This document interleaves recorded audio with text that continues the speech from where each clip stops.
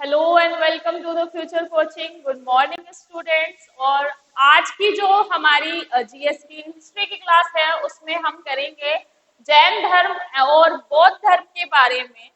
तो जैन धर्म और बौद्ध धर्म जो है ये आपके एग्जाम के पर्सपेक्टिव से बहुत इंपॉर्टेंट है, क्योंकि जैन धर्म और बौद्ध धर्म पर बहुत सारे क्वेश्चन आते हैं। और ये जो हिस्ट्री की क्लास है जो आज की है, it will be more important. तो आपको इसमें एक ट्रैजेक्टरी याद रखनी है, एक ट्रेंड याद रखना है कि जिस तरह से हम कर रहे हैं। तो हम अर्ली ह्यूमन से स्टार्ट किया। अर्ली ह्यूमन से बहुत ही लेस क्वेश्चन आते हैं कि आग की खोज कब हुई या फिर पहिए का आविष्कार कब हुआ। तो इस तरह के क्वेश्चन आते हैं अर्ली ह्यूमन को लेकर, तो वो बहुत लेस है।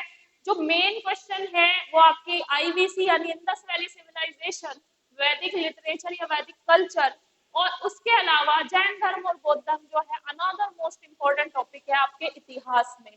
तो जैन धर्म और बौद्ध धर्म की आखिर शुरुआत कैसे हुई और किस तरह से बौद्ध धर्म भारत में ही जन्मा और फिर भारत से ही विलुप्त हो गया, तो इसके बारे में भी थोड़ी चर्चा करेंगे। और आज का चैप्टर शुरू करते हैं। सबसे पहले जैन धर्म पढ़ेंगे, उसके बाद हम बौद्ध धर्म की तरफ शिफ्ट करेंगे।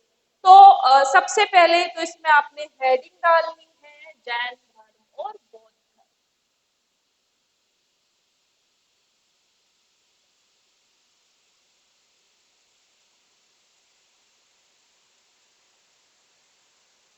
जैन धर्म व बौद्ध धर्म।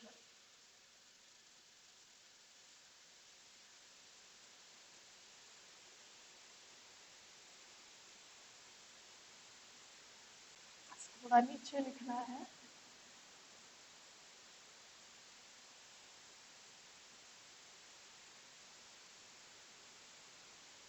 और बौद्ध धर्म।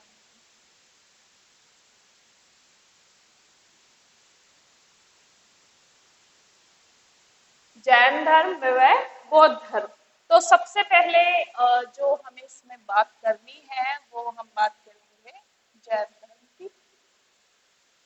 तो बेसिकली शुरुआत कहाँ से हुई और किस तरह के चेंजेस आए।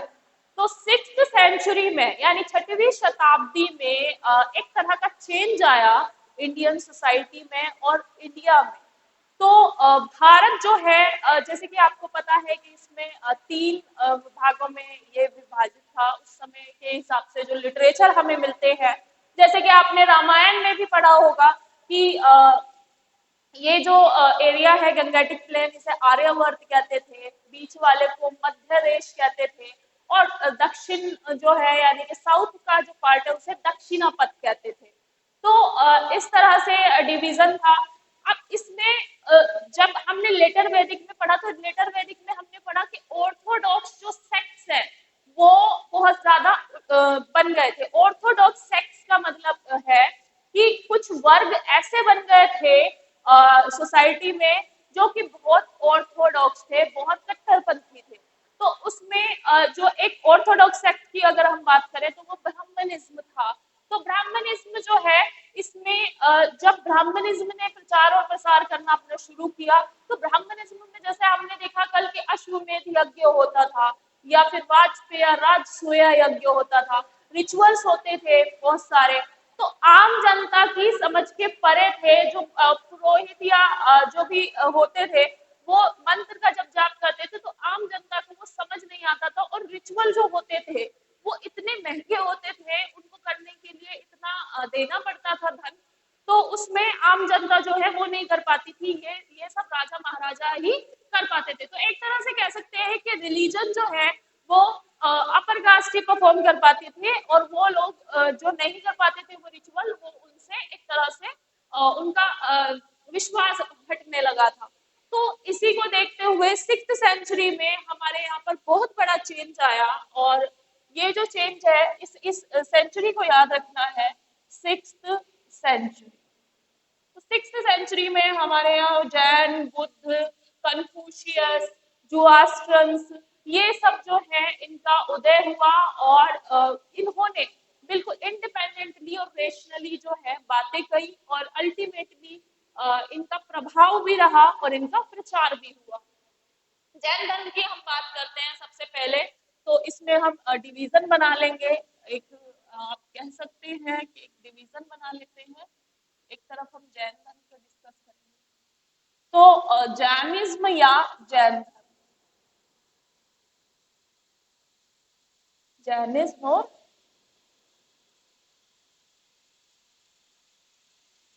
जैन। जैन धर्म के बारे में जो इसके सबसे जो इसके प्रोपोनेंट रहे हैं, जो इसके फाउंडर रहे हैं, उनको माना जाता है महावीर स्वामी को, या फिर महावीर को, या महावीर जैन उनका नाम है, या फिर उनका असली नाम है वर्धमान। तो ये जैन धर्म जो है, इसका फाउंडर का नाम किसी को भी नहीं पता है।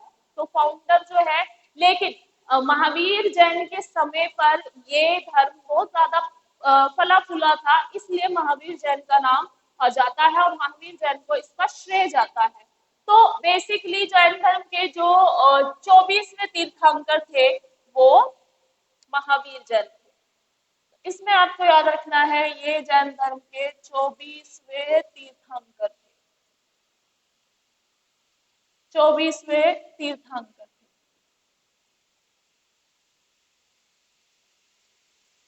जैन धर्म के 24वें तीर्थंकर थे।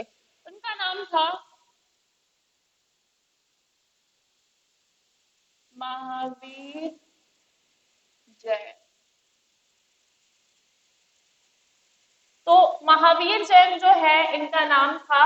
अब सबसे पहले हम इसमें हेड पढ़ेंगे कि इनका जन्म कब हुआ। तो अगर जन्म की हम बात करें, तो इनका जन्म 539 बीसी से के अराउंड 467 बीसी। इनका जन्म 539 बीसी में हुआ था। और बीसी जो है, ये हमेशा बैकवर्ड चलती है, यानी कि जीसस के जन्म से 539 वर्ष पूर्व इनका जन्म हुआ था, और जीसस के जन्म से 467 ईस्वी पूर्व इनकी मृत्यु हुई थी, या इनको निर्वाण प्राप्त हुआ था। तो जन्म हुआ था इनका। अगर माता पिता की हम बात करें, तो इनकी माता का नाम त्रिशला था, त्रिशला, और इनके पिता का नाम सिद्धार्थ था। इनके पिता का नाम सिद्धार्थ, इनके पिता का नाम सिद्धार्थ था। और इनका जो जन्म है, वो कुंडग्राम,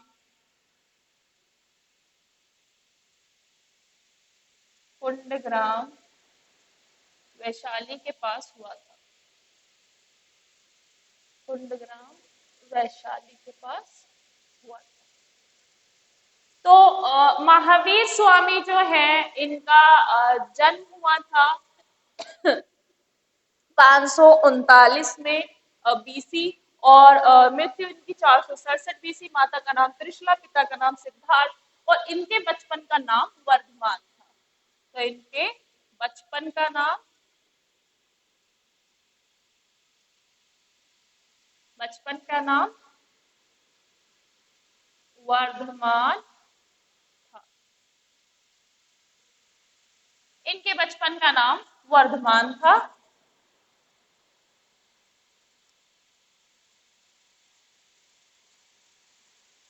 इनकी शादी विवाह भी हुआ था, और इनकी जो पत्नी थी, उनका नाम था, इनकी पत्नी का नाम था यशोदा। यशोदा इनकी पत्नी का नाम था। इनकी पत्नी का नाम यशोदा था, लेकिन इनका जो मन है, वो नहीं रमा विश्व में, यानी कि दुनियादारी में, और इन्होंने जो है फिर संन्यास ले लिया। कुछ समय के लिए ये घूमते रहे और भटकते रहे इधर उधर ज्ञान की खोज में, और आखिरकार जो है इनको ज्ञान प्राप्त हुआ, जिसका नाम है, जो ज्ञान इनको प्राप्त हुआ उसका नाम है कैवल्य ज्ञान। इनको ज्ञान प्राप्त हुआ, उसका नाम है केवल्य ज्ञान, इनको केवल्य ज्ञान प्राप्त हुआ और उसके बाद ये जिन कहलाए। जिन मतलब जागा हुआ, या those that person who knows everything, या जिसको सच पता चल गया हो, तो जिन इन्हें कहा गया। और उस जिन वर्ड से ही बाद में ये वर्ड जैन बन गया, तो इसको जिन या जैन कहा जाता है। अब इसमें आपको क्या मेन बात क्या याद रखनी है, तो इनकी टीचिंग आपको याद रखनी है। टीचिंग में इन्होंने त्रिरत्न दिए थे, त्रिरत्न। अब वो त्रिरत्न कौन कौन से थे? त्रिरत्न के हिसाब से था right view, right knowledge, right view, right knowledge और राइट कंडक्ट,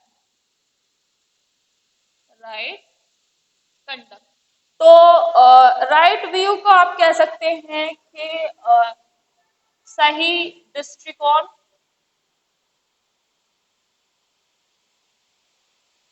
दृष्टिकोण आपका कैसा होना चाहिए? सही होना चाहिए। राइट नॉलेज का मतलब सही ज्ञान या उचित ज्ञान कह सकते हैं, उचित ज्ञान। और उचित आचरण,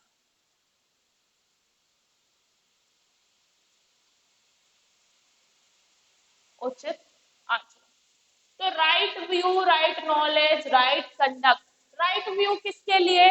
कि आपको एक राइट व्यू होना चाहिए किसके बारे में? महावीर की टीचिंग्स के बारे में। कि महावीर की जो टीचिंग्स है उनको लेकर आपका दृष्टिकोण जो है वो सही होना चाहिए। कि महावीर की जो टीचिंग, राइट राइट व्यू नहीं, राइट फेथ इसमें आएगा। राइट फेथ, मैं भूल गई, राइट फेथ। राइट फेथ में मतलब आप लिखेंगे यहाँ पर विश्वास। तो किस विश्वास की ये बात कर रहे हैं? कि महावीर की जो टीचिंग है उनमें आपको विश्वास होना चाहिए। नेक्स्ट, राइट नॉलेज यानी कि सही ज्ञान। सही ज्ञान क्या था?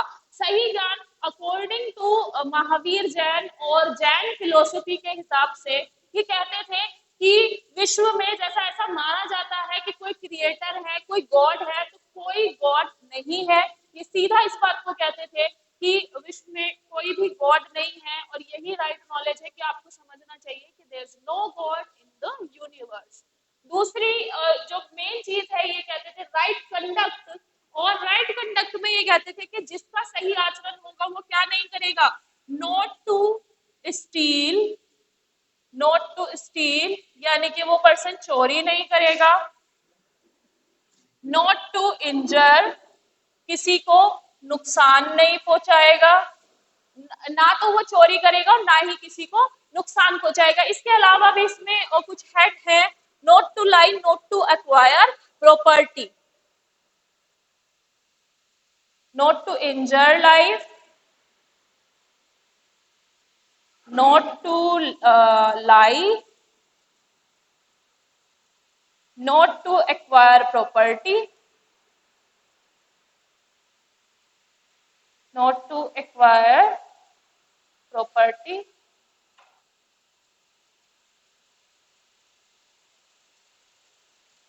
And not to live a immortal life. तो इनको हिंदी में भी आप लोगों को लिख लेना है अगर आपको ये नहीं समझ आया। Not to lead immortal life, यही है। Not to leave immortal life. अब इसमें आप हिंदी में भी इनको ट्रांसलेट करते हैं। एक तो चोरी न करना, चोरी न करना,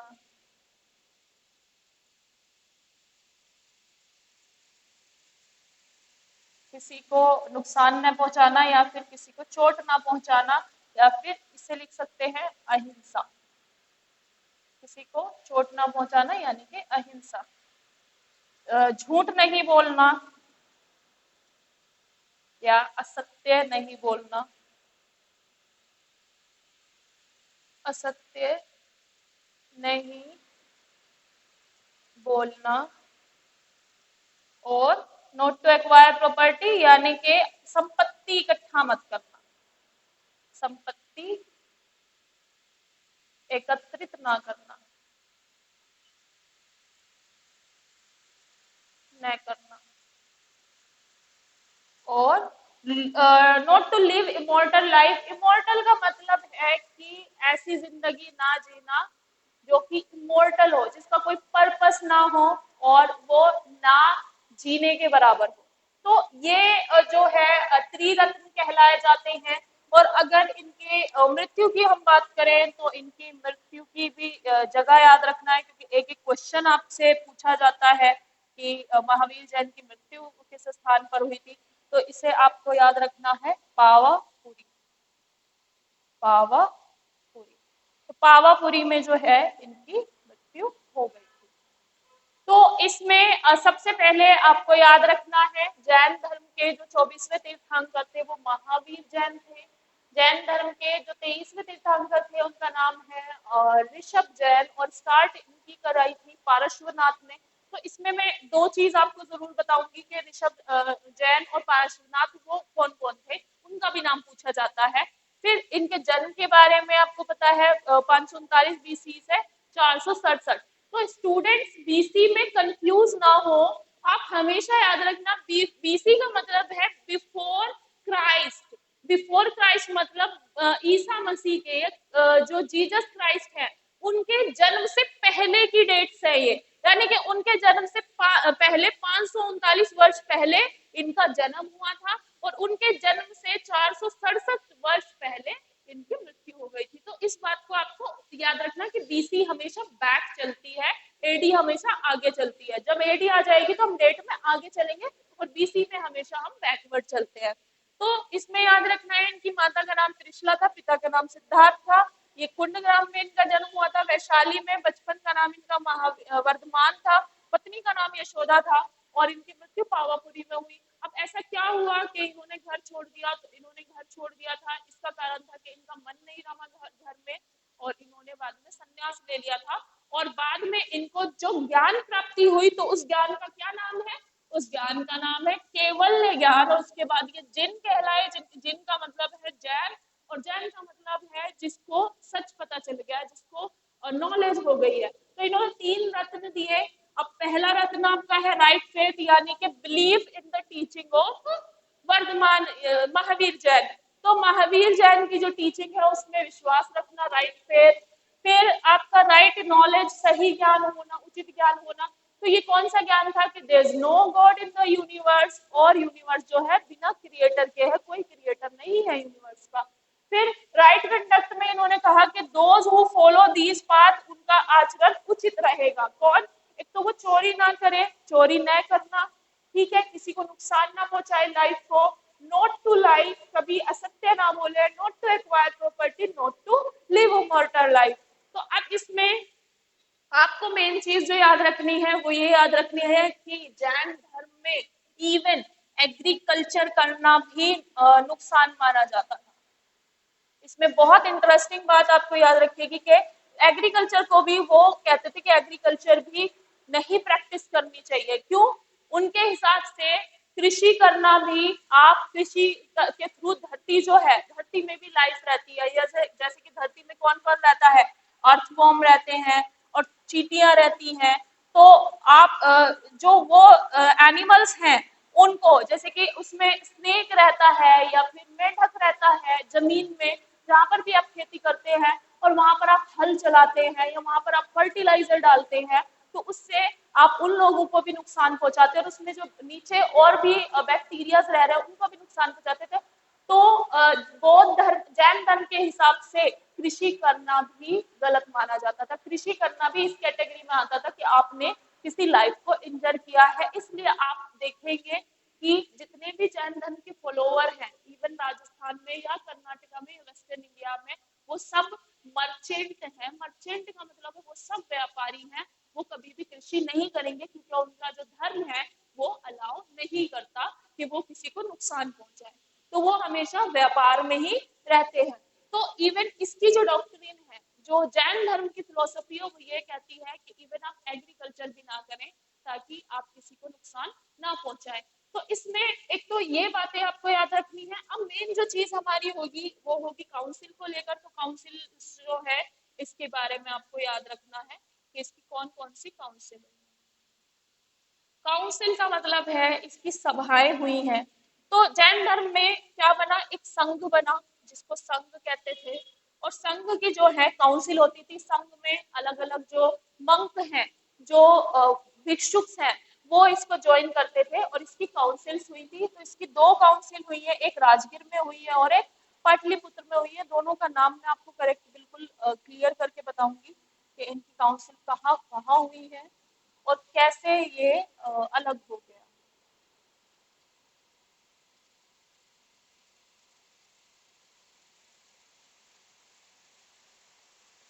चलिए, हाँ, इसको याद रखिएगा कि तो फर्स्ट जैन काउंसिल तो हुई है, इसकी पहली काउंसिल हुई है पाटलिपुत्र में। पाटलिपुत्र आप हिंदी में भी लिख सकते हैं, इंग्लिश में भी, जैसा आपको सही लगे। पाटलिपुत्र। तो पाटलिपुत्र में हुई, ये अराउंड सेकेंड सेंचुरी के आसपास हुई थी। सेकेंड सेंचुरी यानी कि दूसरी शताब्दी के आसपास। सेकेंड सेंचुरी यानी कि दूसरी शताब्दी के आसपास।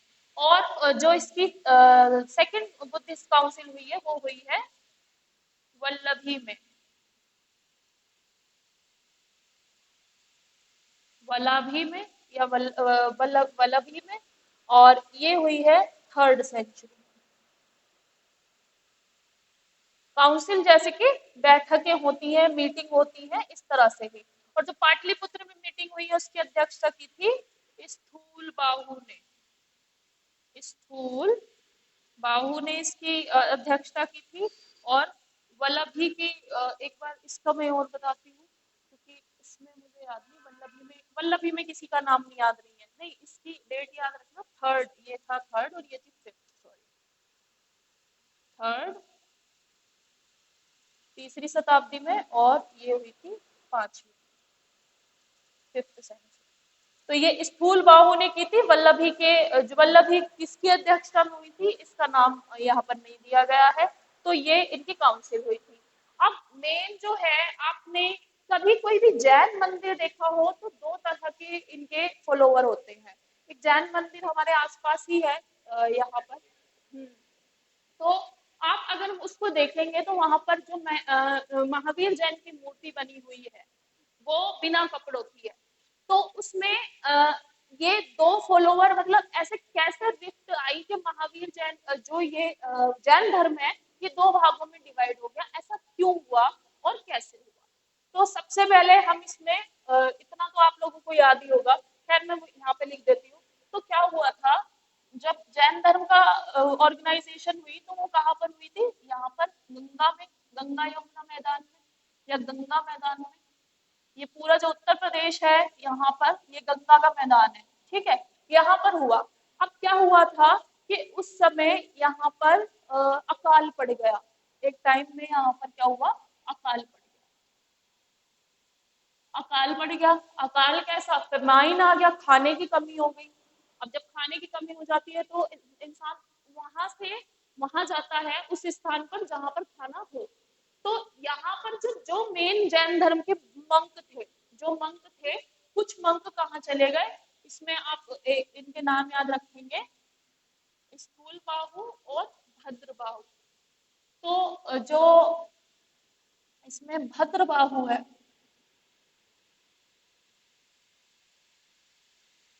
भद्र बाहु, तो भद्र भागु है, बागु बागु है, भद्र बागु और चंद्रगुप्त मौर्य। याद है, इसको याद रखना कि किस मगध एम्पायर के किस राजा ने जैन धर्म अपनाया था, तो चंद्रगुप्त मौर्य ने। ठीक है, तो ये जो भद्रभागु और चंद्रगुप्त मौर्य है ये सब किधर चलेगा, ये चलेगा कर्नाटका में। ठीक है, ये चलेगा कर्नाटका। और कर्नाटका में भी किस जगह पर, श्रवण बेलगोला। श्रवण बेलगोला का नाम आपने सुना नहीं हो तो देखा होगा, महावीर जैन की बहुत बड़ी मूर्ति है और उस पर जलाभिषेक होता है हर साल। और वो इतनी बड़ी है कि उसमें जलाभिषेक ऊपर चढ़ के क्रेन से मतलब ऊपर चढ़ के तब जलाभिषेक होता है। उसको देखना, उसका नाम है कुछ अलग करके, महाबलीपुरम, कुछ महाबली करके नाम है, महाबली नहीं, महाबली नाम है, कुछ ऐसे करके नाम है। और वो महावीर जैन की ही मूर्ति है, बहुत बड़ी है और उस पर जलाभिषेक भी ऊपर से होता है। तो वो श्रवण बेलगोला में है, कर्नाटका में। तो क्या हुआ, भद्रभागु की अध्यक्षता में चंद्रगुप्त मौर्य, ये लोग क्या किए, ये लोग चले गए कहाँ पर, कर्नाटका में। अब जब ये कर्नाटका में चले गए तो चेंजेस तो आ ही जाता है, इन्होंने वहां पर चेंजेस कर दिए।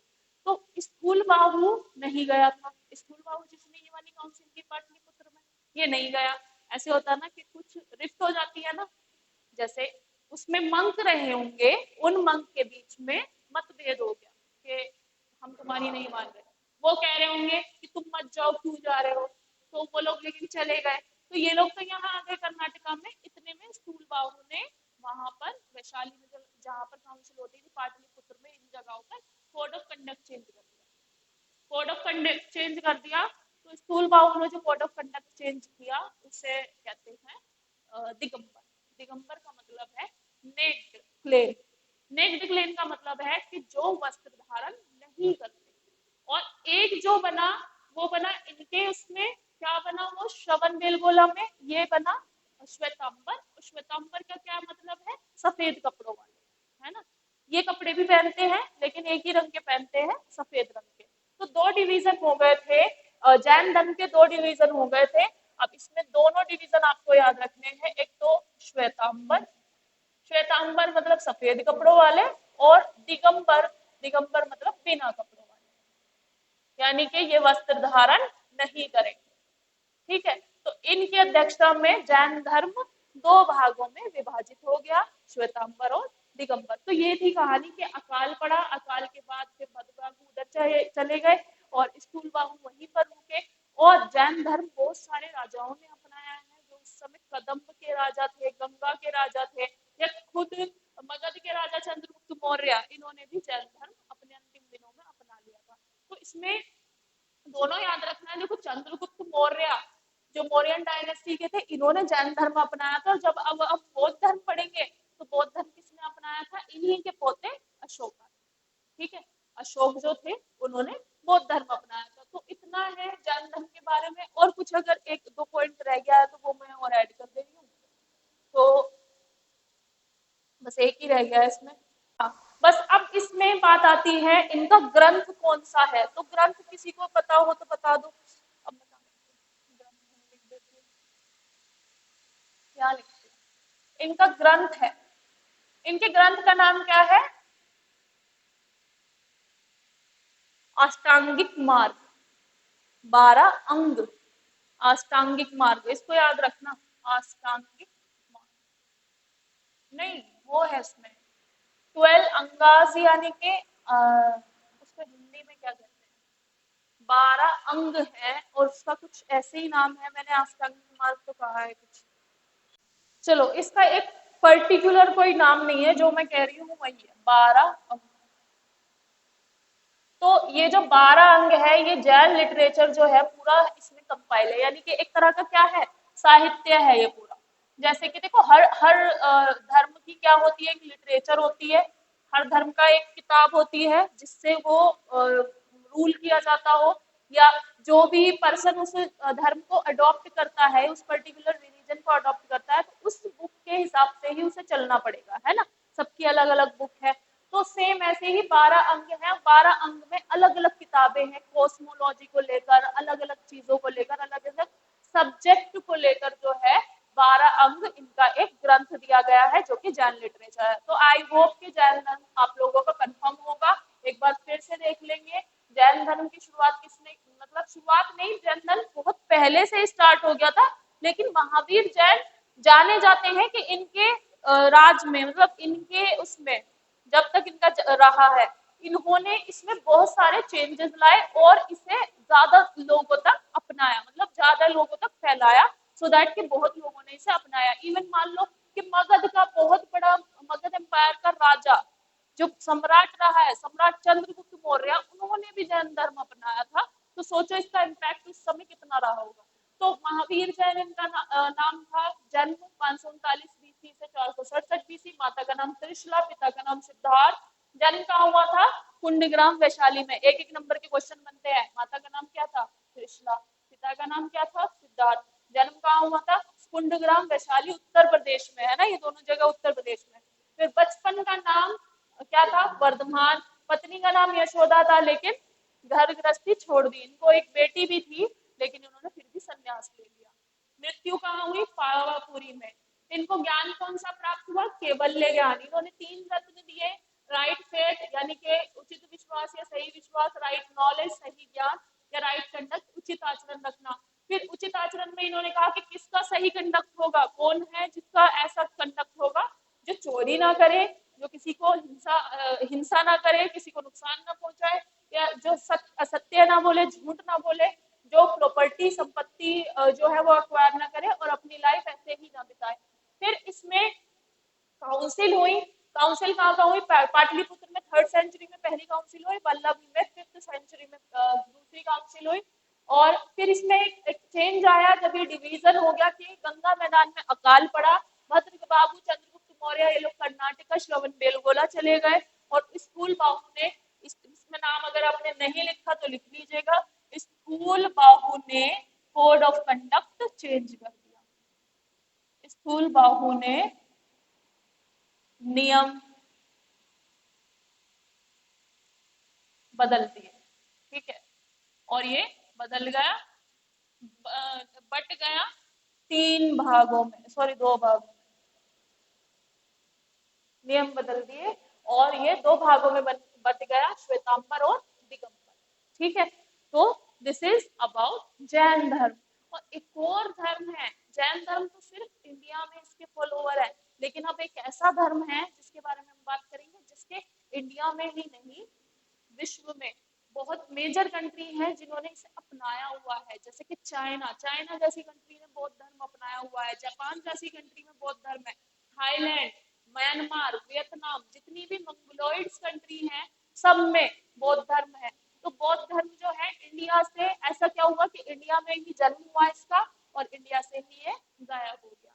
तो बौद्ध धर्म के बारे में पढ़ेंगे। चलो इसे कर लेते हैं, पहले मिटाई देते हैं इसको।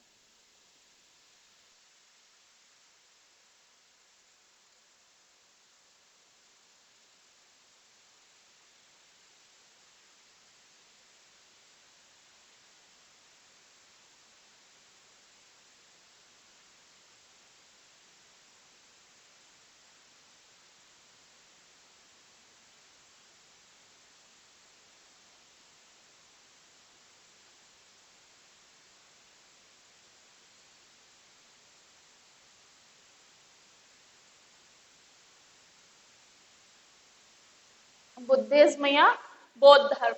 तो बौद्ध धर्म को लेकर बहुत ही इंटरेस्टिंग स्टोरी है जो आप लोगों ने सुनी होगी, और ये रियल भी है सारी चीजें। ठीक है, क्योंकि ये सब हम सुनते आ रहे हैं बुद्धिज्म से रिलेटेड। तो बुद्धिज्म जो है, सबसे पहले तो इसमें आपको एक पर्सन का नाम याद रखना है जिनका नाम है गौतम बुद्ध। गौतम बुद्ध।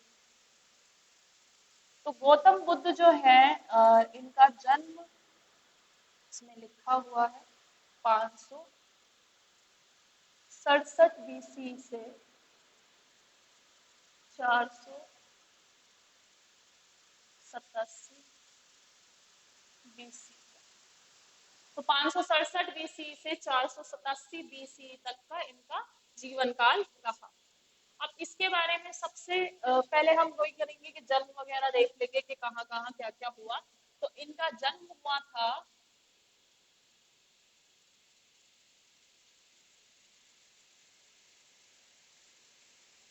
लुम्बिनी, प्रेजेंट में लुम्बिनी, कपिलवस्तु, नेपाल। कपिलवस्तु, और ये प्रेजेंट में कहाँ पर है? नेपाल में। ठीक है, लुम्बिनी में, नेपाल।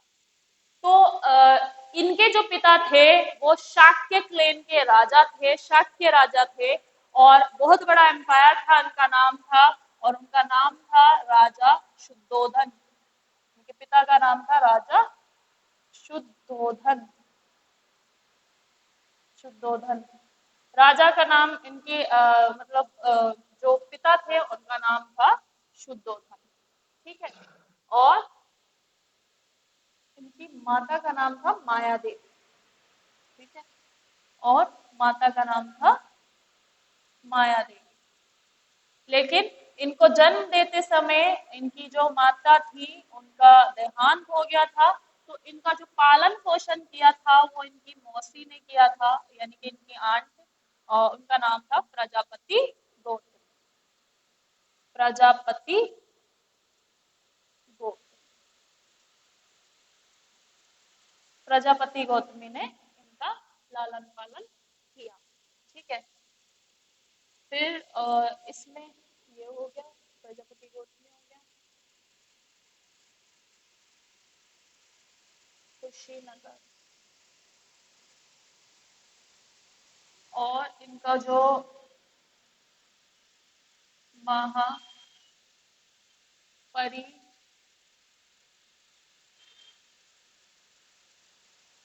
निर्वाण, महापरिनिर्वाण मृत्यु भी लिखा है। और मृत्यु इनकी कहाँ पर हुई थी? कुशीनगर।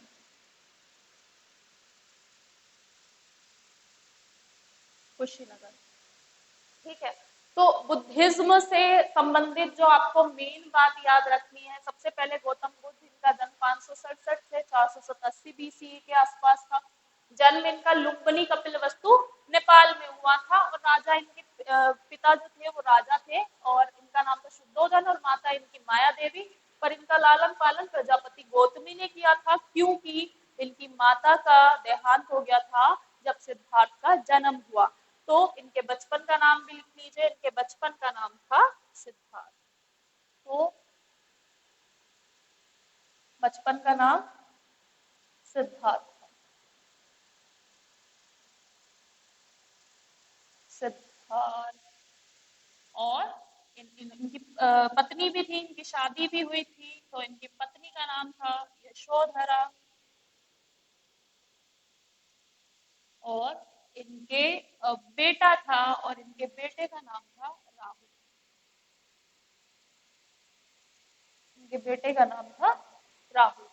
तो ऐसा क्या हुआ कि इनका वहां मन नहीं रमा, कुछ घटनाएं हैं जो आपको याद रखनी है, जो आपको पता होनी चाहिए। तो इसमें लाइट ऑफ एशिया है, एडविन आर्नोल्ड की लिखी हुई एक खंड काव्य है, बहुत अच्छा है, अगर कहीं आपको मिले ऑनलाइन तो उसे पढ़ना, लाइट ऑफ एशिया। तो लाइट ऑफ एशिया किसे कहा जाता है? गौतम बुद्ध को। तो गौतम बुद्ध को लाइट ऑफ एशिया भी कहा जाता है, तो इनका नाम याद रखना, इन्हें एशिया की रोशनी भी कहा जाता है, लाइट ऑफ एशिया।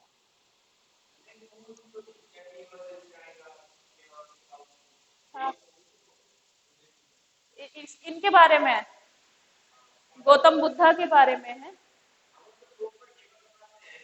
इनके बारे में बताते हैं। क्योंकि चाइना ने फिर बौद्ध धर्म को, भारत से तो बौद्ध धर्म गायब हो गया, उसके कारण मैं बताऊंगी क्या क्या थे। लेकिन चाइना, जापान और एडजॉइनिंग जो एरिया है जहाँ पे मंगोलॉइड्स रहते हैं, even in Ladakh, even in आप अरुणाचल चले जाओ या आप आगे चले जाओ, सिक्किम में चले जाओ, तो आपको बुद्धिस्ट मोनास्ट्रीज मिलेंगी। ठीक है। तो वहां पर बुद्धिज्म है उस एरिया में, लेकिन इंडिया से विलुप्त होकर ये सभी कंट्री में फैल गया था, लेकिन इंडिया से ये चला गया था। तो इसमें आपको याद रखना है, इन्हें लाइट ऑफ एशिया भी कहा जाता है। अब हुआ क्या था इसमें, तो इसमें घटनाओं में आपको एक कहानी याद रखनी है, let makes it more interesting. तो हुआ ये था कि राजा शुद्धोधन जो थे, इनके पिता थे, तो राजा शुद्धोधन ने राजा शुद्धोधन को इनके जन्म के समय जब पुरोहित बुलाते हैं ना, जन्म के समय पुरोहित को बुलाया गया था। तो जब पुरोहित को बुलाया गया, जो राज पुरोहित होते हैं, सभी के अपने अपने पुरोहित होते हैं, राज पुरोहित होते हैं, तो राज पुरोहित को बुला के इनका भविष्य जाना गया। ऐसा होता था हमारे यहाँ पे, पता हो कि जो बाजीराव थे, बाजीराव के भविष्यवाणी पहले ही हो गई थी कि ये ज्यादा उम्र नहीं जिएंगे, और बहुत कम उम्र में ही उनकी मृत्यु हो गई थी। अराउंड 20 साल भी शायद क्रॉस नहीं हुए थे उनके, मतलब बहुत कम उम्र में, 40 इयर्स से भी कम में उनकी मृत्यु हो गई थी। बाजीराव, पेशवा बाजीराव, जो बाजीराव मस्तानी वाला जो फेमस है, बाजीराव मस्तानी के लिए जो फेमस है वो, ठीक है। मतलब उनका नाम जोड़ा जाता है बाजीराव मस्तानी से, जो प्रेम कथा है उससे जोड़ा जाता है। तो उनके बारे में भी कहा गया था कि इनकी जो ये है, ये जल्दी इनकी मृत्यु हो जाएगी। और लेकिन वो बहुत यशस्वी थे। बाजीराव ने इतने सारा मराठा एम्पायर बाजीराव के टाइम में बहुत जगह तक फैला था। मतलब बाजीराव ने जितने युद्ध लड़े थे एक भी नहीं हारा था, ये था बाजीराव के बारे में कहा जाता है। तो बाजीराव की भी भविष्यवाणी पहले ही होगी थी कि ये ज्यादा उम्र तक नहीं जिएंगे, तो वो जल्दी ही उनकी मृत्यु हो जाती है। तो अब फिर उसमें राजपुरोहित को बुलाया गया। राजपुरोहित को जब बुलाया गया तो सिद्धार्थ यानी कि गौतम बुद्ध के बारे में पूछा गया। तो राजपुरोहित ने कहा कि मतलब चिंता की बात है कि राजन, ये यहाँ पर ज्यादा दिन नहीं रहेंगे। जब वो बचपन में ही भविष्यवाणी कर दी थी, तो राजा शुद्धोधन ने सोचा कि भविष्यवाणी मेरे से ऊपर है, मतलब मैं सब कुछ रोक लूंगा। उन्होंने सोचा कि मैं सब कुछ रोक लूंगा। एकलौता पुत्र था, एक तो हुआ एकलौता था, फिर होने के बाद माता की मृत्यु हो गई। तो बहुत ज्यादा लाड प्यार में ये रहे थे सिद्धार्थ। और इनको राजा शुद्धोधन ने जो महल था उसी को ऐसा बना दिया था कि राजा ये सिद्धार्थ हैं इनको बाहर नहीं जाने दिया जाता था, जो इन्हें बाहर जाने की जरूरत ही ना पड़े, इन्हें सब कुछ वहीं पर उपलब्ध करा दिया गया था। लेकिन जो भविष्यवाणी की है वो तो पूरी होगी किसी ना किसी उसमें। तो सिद्धार्थ जो है, इनका जैसे शादी भी करा दी, ये बेचैन रहते थे तो शादी करा दी। लोगों ने सोचा कि मतलब शादी करा देंगे तो समझ जाएगा, शायद परिवार में रहे तो ये ना जाए। इनको बेटा भी हुआ, ये तभी भी इनका मन नहीं रमा और ये बेचैन रहते थे। तो इन्होंने एक दिन कहा कि पिताजी, मैं घूमना चाहता हूँ राज्य, मैं राज्य देखना चाहता हूँ। तो अब राजा मना तो नहीं कर सकते थे कि भाई तेरी भविष्यवाणी हुई है, तू यहाँ से छोड़ के चला जाएगा हमको। तो कोई भी पिता नहीं चाहेगा कि उसका बच्चा उसको छोड़ के चला जाए। तो उन्होंने क्या कहा, राज्य में बिगुल बजवा दिया, यानी डंका बजवा दिया कि आज सिद्धार्थ उस पे आएंगे। जैसे कोई विधायक आता है ना आज के टाइम में, सड़कें साफ हो रही हैं, गड्ढे भरे जा रहे हैं, तो वही जब राजा आता है तो क्या होता है, राजा ने पहले ही ऑर्डर दे दिए थे कि कोई भी खराब चीज सिद्धार्थ के सामने नहीं आनी चाहिए, मतलब कोई भी ऐसी चीज जिसको देखकर वो दुखी हो जाए। तो राजा ने सजावट करवा दी, पूरा राज्य सजवा दिया कि भाई आ रहे हैं वो चल के। तो उसमें क्या हुआ, 3 घटनाएं हैं, तीनों घटनाएं आपको याद रखनी है। सबसे पहले तो उन्होंने एक बूढ़ा आदमी देखा, बूढ़ा आदमी। दूसरे में उन्होंने एक बीमार आदमी देखा। हाँ बोलो, बीमार आदमी देखा, मृत्यु। उनको पता था कि सिद्धार्थ है, ये भी पता था कि राजा है, लेकिन हाँ, चेहरा नहीं देखा था। चेहरा किसी ने कहाँ देखा। अब देखो, चेहरा तो अब हम कहते हैं, अब हमारे पास फोन है तो हमें मोदी जी दिख जाते हैं, ठीक है। फोन नहीं थे पहले, कहाँ दिखते थे मोदी जी, अखबार वगैरह में दिखते थे। जवाहरलाल नेहरू को कोई फेस टू फेस नहीं देखता था, है ना। अखबार आ गए तो उस समय अखबार भी तो नहीं थे, है ना। तो उस समय तो किसी को नहीं पता था, हाँ राजा है, राजा का बेटा बहुत सुंदर है, ऐसी बातें होती थी, ठीक है। मृत्यु। और फिर उन्होंने देखा एक संत या साधु। तो इसमें ये घटनाएं हुई। तो पहली विजिट जब हुई तो क्योंकि सिद्धार्थ राजा थे, उनको पता ही नहीं था कि बूढ़ा व्यक्ति कैसा होता है। तो उनके सामने कोई बूढ़ा व्यक्ति आ गया, क्योंकि भाई साफ सफाई तो कर दी थी, सजावट कर दी थी, लेकिन वो बूढ़ा व्यक्ति उनके सामने आ गया। तो उन्होंने देख लिया, पूछ बैठे कि ये कौन है। तो उनके साथी का नाम था चन्ना। और उन्होंने पूछा कि चन्ना ये कौन है। तो उन्होंने कहा कि ये राजा, ये बूढ़ा व्यक्ति है। तो उन्होंने कहा कि बूढ़ा कौन होता है। तो उन्होंने कहा कि जब हमारी एक उम्र हो जाती है, हमारी एक आयु हो जाएगी, तो हम सब बूढ़े होंगे। तो उन्होंने कहा चन्ना, मैं भी बूढ़ा होऊंगा। तो उन्होंने कहा हाँ, आप भी बूढ़े होंगे, मैं भी होऊंगा। तो फिर वो दुखी होके चले जाते हैं कि मतलब मतलब हमारी अल्टीमेटली उनकी सोच क्या थी कि हमारी अल्टीमेटली यही दशा होनी है एक दिन। फिर वे वापस जाते हैं तो उन्हें पता चल गया था कि राज्य सजवाया गया है। अब उन्होंने कहा कि मुझे खुद जाना है बाहर। तो अब राजा राजा डरते डरते करते हैं कि फिर वो कहते हैं कि लेकिन आप कुछ नहीं कराएंगे, आपने पहले सजवाने के मतलब ऐलान दे दिए थे कि पूरा सजा दो, साफ कर दो, मुझे जैसा मेरा राज्य है मैं वैसा ही देखना चाहता हूँ। तो उन्होंने कहा कि जो जैसा है वैसा ही रहने दो। फिर भी उन्होंने कहा कि खराब चीजें हटा देना। तो फिर वो जब चले तो उन्होंने एक बीमार व्यक्ति देखा। अब जब बीमार व्यक्ति देखा तो उन्होंने फिर कहा कि ये कौन है, तो उन्होंने कहा कि ये बीमार है क्योंकि इससे चला नहीं जा रहा था, बहुत कमजोर हो गया था। तो उन्होंने कहा चन्ना से कि ये कौन है, ये बीमार है। उन्होंने कहा कि मैं भी बीमार होऊंगा। कि हाँ, जब हमारी एक एज हो जाती है तो हमारा शरीर कमजोर हो जाता है और हम बीमार हो जाते हैं। फिर अगली विजिट पे उन्होंने एक मरे हुए आदमी को देख लिया और तब तो वो रोने ही लगे कि ये कौन है, कि ये तो मृत है। कि मृत क्या होता है कि एक दिन जब हम बीमार हो बूढ़े हो जाएंगे फिर बीमार पड़ेंगे और बीमार होने के बाद हम मृत्यु हो जाती है हर शरीर की, सबको जाना होता है। तो फिर जो है उनका दिमाग वहां पे जाके चल गया, जैसे कह सकते हैं कि दिमाग डिप्रेशन में आ गए और बहुत ज्यादा जो सोच विचारने लगे कि अल्टीमेटली अगर हमारी यही दशा होनी है तो मैं तो इस महल में क्या कर रहा हूँ, मुझे तो सारी सुख सुविधाएं मिल रही है, सब कुछ मिल रहा है, और फिर भी मैं अगर एक दिन बूढ़ा होऊंगा और मैं एक दिन मरूंगा तो इस तक का कोई फायदा नहीं है। तो फिर वो वहां से निकल गए और वहां से निकलने के बाद वो कहाँ पहुंचे, वो भारत आ गए। मतलब भारत क्या, पहले नेपाल भारत ही था, अब नेपाल वाले माने नहीं तो बात अलग है, लेकिन वो बोध गया आ गए। अब बोध गया कहाँ पर है, बिहार में। ठीक है, तो ये पूछा जाता है कि वो यहाँ से फिर कहाँ गए, बोध गया आ गए, और बोध गया में यहाँ उनको क्या मिला, ज्ञान प्राप्त हुआ। ठीक है, ज्ञान प्राप्त हुआ। तो उनको यहाँ पर ज्ञान प्राप्त हुआ और इसके बाद उन्होंने अपना प्रथम उपदेश दिया था सारनाथ वाराणसी में। प्रथम उपदेश दिया था सारनाथ वाराणसी।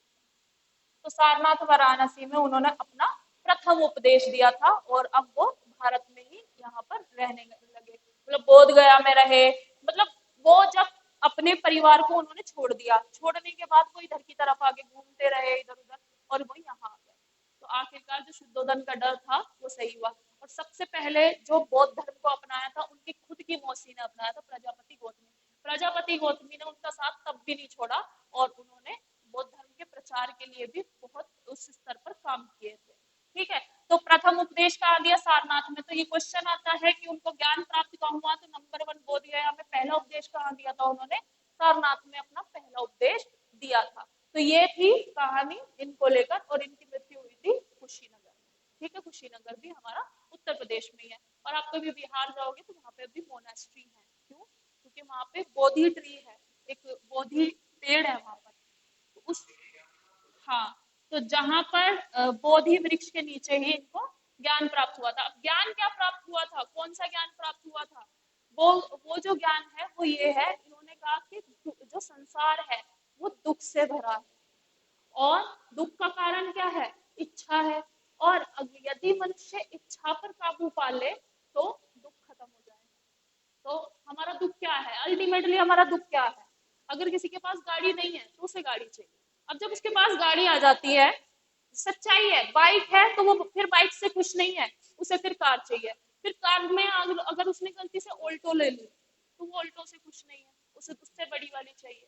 फिर उसने बड़ी ले ली, फिर उससे बड़ी चाहिए, और जब सबसे भी बड़ी ले लेगा ना उसके बाद भी उसका मन नहीं भरेगा, नए मॉडल आते रहते हैं, वो नए मॉडल चाहिए। और उसमें भी फिर रेंज रोवर रोल्स रॉयस से ये नए नए ब्रांड आ गए हैं, फिर वो भी चाहिए, है ना। मतलब मनुष्य कभी भी जितना उसके पास है वो कभी उसमें खुश नहीं रह सकता। ठीक है, तो ये इन्होंने कहा था। ठीक है, अब इसमें आपको याद क्या रखना है वो मैं लिखवा देती हूँ। इनको जो ज्ञान प्राप्त हुआ उनका नाम क्या था, उसका नाम क्या था, निर्वाणा। इनको जो ज्ञान प्राप्त हुआ उसका नाम था निर्वाणा। इनको ज्ञान प्राप्त हुआ।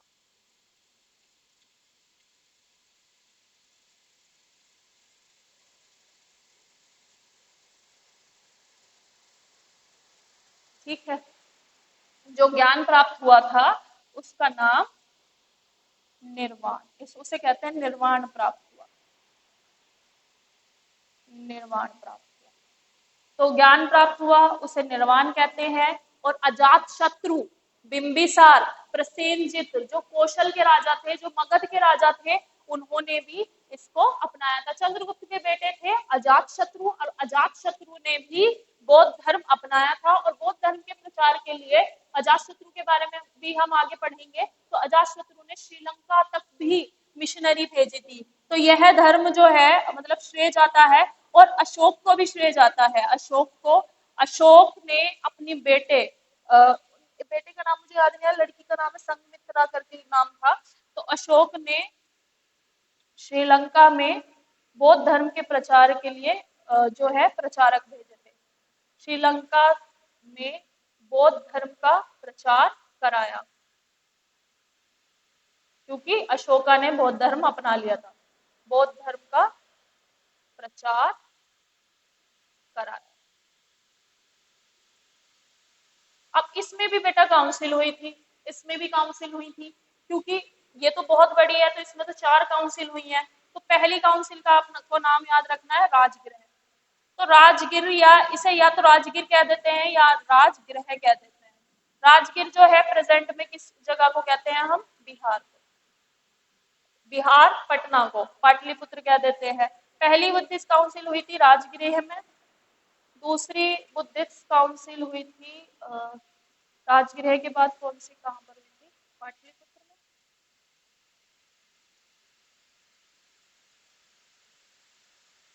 पाटलिपुत्र में। थर्ड हुई थी वैशाली में, और चौथी हुई थी कश्मीर में।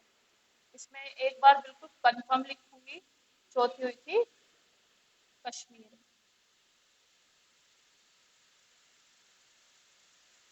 तो काउंसिल भी हुई थी, इसको याद रखेंगे। संघ की जो मीटिंग्स हैं वो हुई थी, परिषद जो हुई थी या काउंसिल हुई थी, बुद्धिस्ट काउंसिल के नाम से जाने जाते हैं।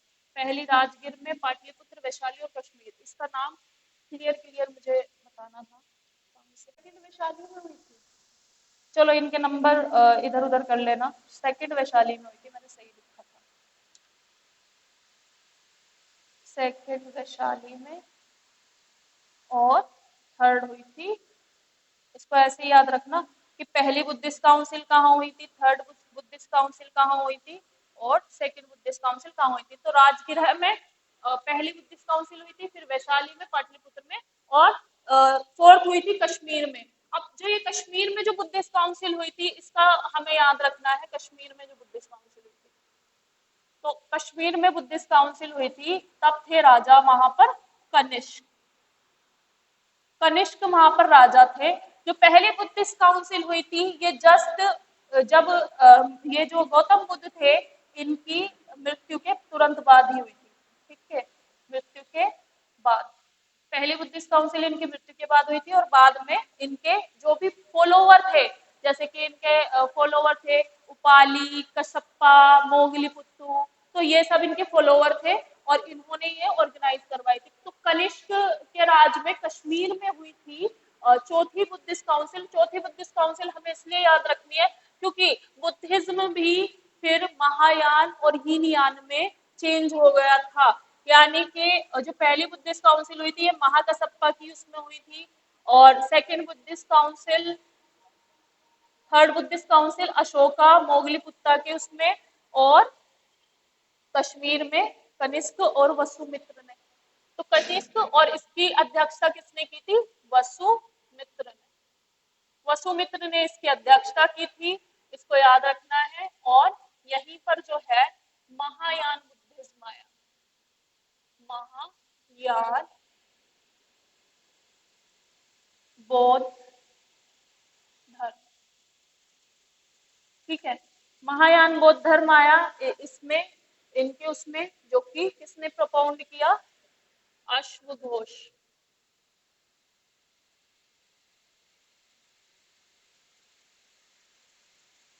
और दूसरा बना हीनयान। हीनयान बना अशोक की अध्यक्षता में, मतलब अशोक की पट्रोनेज में। और तो महायान और हीनयान में क्या अंतर है? महायान में क्या हुआ, आगे चल के जैसे ही गौतम बुद्ध जो है इनका महापरिनिर्वाण हुआ, तो जैसे ही महापरिनिर्वाण हुआ यानी कि इनकी मृत्यु हुई, उसके तुरंत बाद ही वही रिफ्ट क्रिएट हो गई फिर से, है ना, कि जो ये थे कनिष्क और इनके उसमें जो हुई कश्मीर में वसुमित्र, ये जो बुद्धिज्म कहलाया इसे इन्होंने कहा महायान बुद्धिज्म। और जो दूसरा पार्ट बना वो बना अशोका के उसमें, जिसका नाम था हीनयान बुद्धिज्म। तो महायान बुद्धिज्म में बेसिकली अब हम उस पॉइंट पर आएंगे जहां पर ये बात हुई है कि भारत से क्यों चला गया। तो बेसिकली लोगों ने क्यों अपनाया था बुद्धिज्म, इसलिए क्योंकि ऑर्थोडॉक्स जो ब्राह्मणिज्म की जो चीजें हैं उससे अलग है, मूर्ति पूजा नहीं होती थी, या फिर अपनाने के लिए बहुत आसान था। लेकिन कुछ लोगों ने जब महायान बुद्धिज्म आया तो महायान बुद्धिज्म में भी वो लोगों से क्या लेने लगे थे, ब्राइब लेने लगे थे, पैसे लेने लगे थे। ठीक है, जैसे होता है ना, धर्म तो बना लिया लेकिन उसके लिए फिर चंदा लेना है, तो वो चीज इन्होंने करनी स्टार्ट कर दी थी। उसके लिए ब्राइब लेने लगे, पैसे लेने लगे और चढ़ावे लेने लगे, जो कि गौतम बुद्धा तो खुद ही मना करके गए थे कि सबसे बड़ा कारण क्या है दुनिया में, दुख का, इच्छा। और उसी के विरुद्ध वो जो बुद्धा की टीचिंग है उसी के विरुद्ध महायान बुद्धिज्म में क्या हो गया, वो सारी चीजें आने लगी कि कोई गिफ्ट दे के जाता था, कोई कुछ दे के जाता था, तो वो सब नहीं परमिजिबल थी। तो हीनयान बुद्धिज्म में तो सारी चीजें सही रही, लेकिन महायान बुद्धिज्म में मूर्ति पूजा ये सब आने लगी। और बाद में आपने देखा होगा जो अब प्रेजेंट में गौतम बुद्धा की मूर्ति है वो किसने बनवाई थी, वहां पर एक गांधार में कनिष्क ने बनवाई थी। और ये दो शैलियां हैं, गांधार में और मथुरा में, गांधार और मथुरा में। तो इनकी मूर्तियां जो बनी है वो महायान बुद्धिज्म के समय पर बनी है। ठीक है, यानी उससे पहले मूर्तियां या ये सब नहीं बनाए जाते थे, वो सब महायान बुद्धिज्म का है।